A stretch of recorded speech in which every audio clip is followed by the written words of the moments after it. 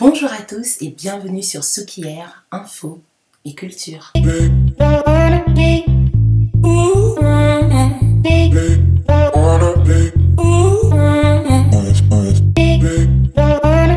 Connaissez-vous les réacteurs nucléaires naturels d'Oklo? Les réacteurs nucléaires naturels d'Oklo auraient fonctionné il y a environ 2 milliards d'années. On a retrouvé dans la mine d'uranium d'Oklo, dans la province de Hohogoué, au Gabon, les résidus fossiles de réacteurs nucléaires naturels où des réactions de fission nucléaire en chaîne auto-entretenue auraient eu lieu. Une réaction en chaîne non contrôlée qui se produit avec une quantité suffisamment importante de combustion fissile peut mener à une explosion d'énergie. C'est le principe d'une bombe atomique. La réaction en chaîne peut aussi être contrôlée et utilisée dans un réacteur nucléaire pour produire de l'énergie. Alors, un peu de géologie. Est-ce que d'autres phénomènes de ce genre ont eu lieu ailleurs dans le monde?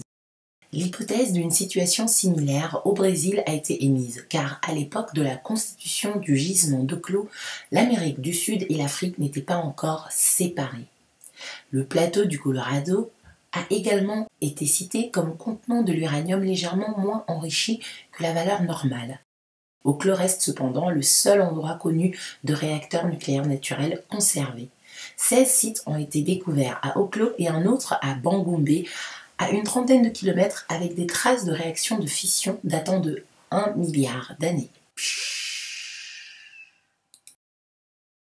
L'Afrique et le nucléaire. L'histoire du nucléaire en Afrique est plus ancienne qu'elle n'y paraît.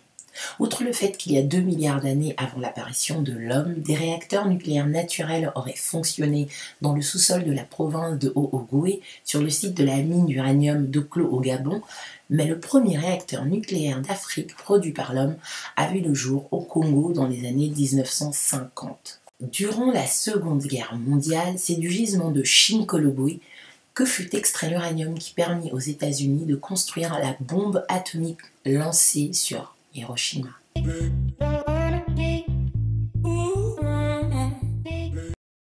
Un réacteur nucléaire naturel se forme durant le dépôt de minerais riches en uranium. Le sous-sol de la province de Hohogoué est riche en minerais, notamment en or, en manganèse et en uranium, ce dernier expliquant la présence du réacteur nucléaire naturel d'Oklo. N'hésitez surtout pas à commenter si le contenu vous a plu, likez, abonnez-vous et partagez.